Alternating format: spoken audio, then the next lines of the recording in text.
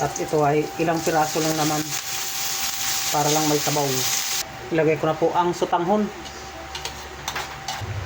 Godo po yan mga kapatid.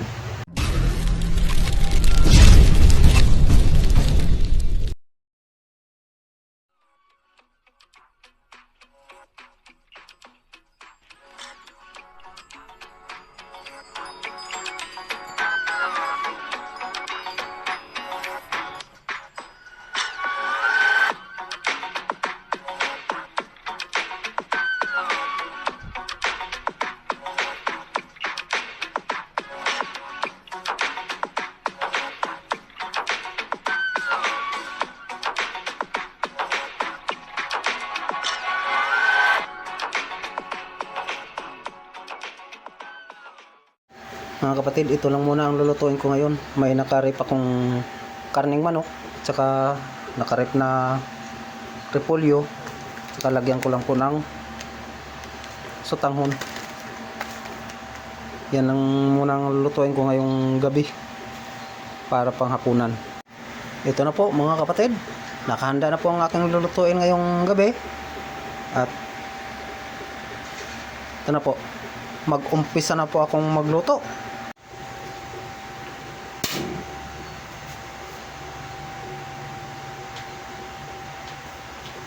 Oras na pong magluto.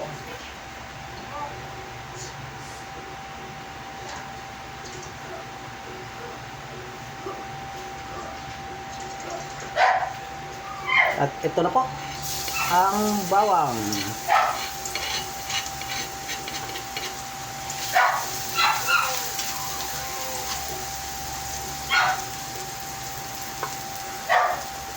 At ito na po ang sibuyas. Ang ingay ng aso.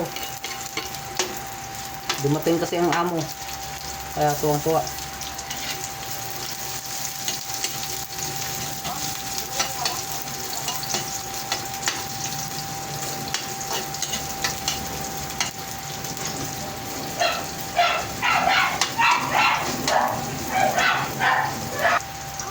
At ito ay ilang piraso lang naman para lang may sabaw. Ang ulam lang ngayong gabi. At chicken cubes at pamintang powder.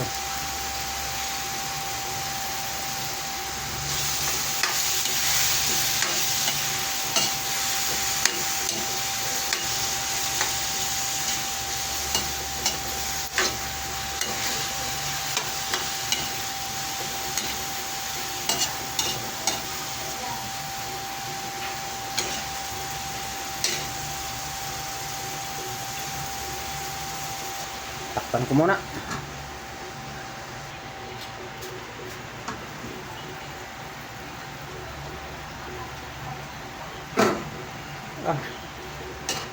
Ang dami pang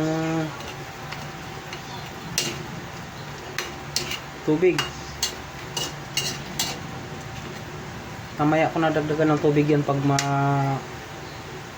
malapot na kaunti ang tubig, ang sabaw niya.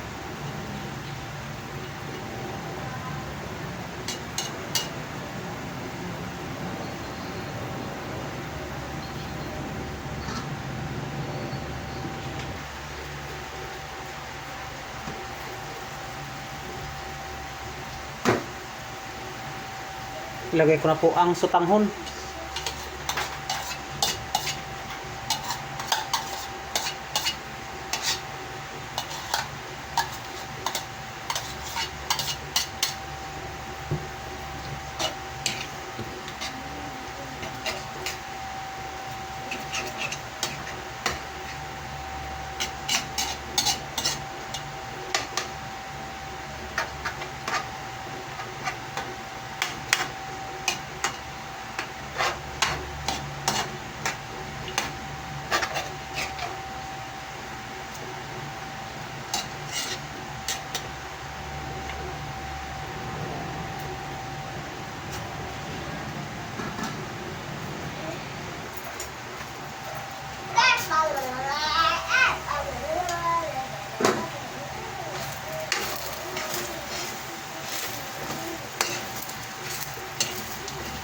Yan, pwede nang lagyan ng tubig yan.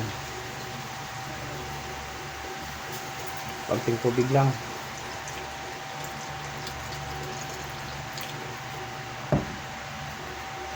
Malakas pa naman humigop ng sabaw ng sutanghon.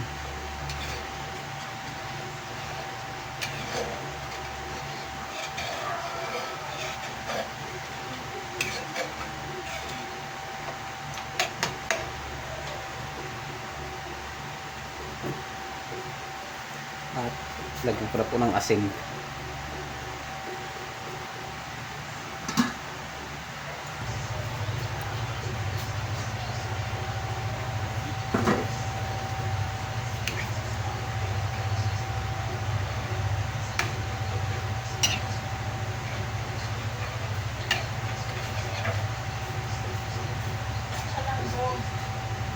Tikman ko mga sabaw kung sakto na timpla.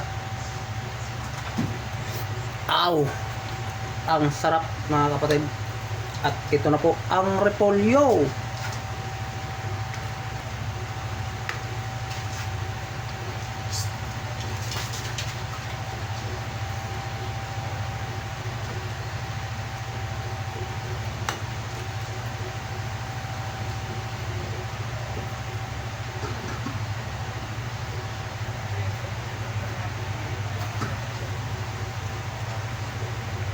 Godo po yan mga kapatid.